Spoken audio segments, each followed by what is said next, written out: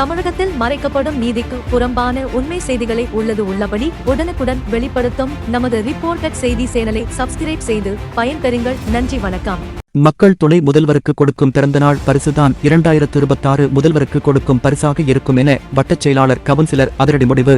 தென் சென்னை தெற்கு மாவட்டம் சோழிங்கநல்லூர் தொகுதி 15வது மண்டலம் ஒக்கியத்துறைப்பாக்கம் மேட்டுக்குப்பம் 195வது வட்டத்தில் எதிர்வரும் 27ஆம் தேதி கழக இளைஞரணி அமைப்பாளர் துணை முதல்வர் உதயநிதி ஸ்டாலின் பிறந்த நாளை மாபெரும் எழுச்சியோடு கொண்டாட வேண்டும் என முடிவெடுத்த வட்டச் செயலாளர் கவுன்சிலர் முன்னாள் ஊராட்சி மன்ற தலைவர் ஏகாம்பரம் வட்டத்திற்கு உட்பட்ட பகுதியில் கழக கொடியேற்றி வைத்து பொதுமக்களுக்கு இனிப்புகள் அன்னதானம் வழங்குவது மட்டுமில்லாமல் என் வட்ட மக்களுக்கு நான் வழங்கும் பரிசு தற்பொழுது துணை முதல்வர் அடுத்து முதல்வராக பதவி ஏற்க இதுவே வாய்ப்பாக இருக்கும் என என் ஊர் மக்கள் பெருமிதம் அடைகிறார்கள்.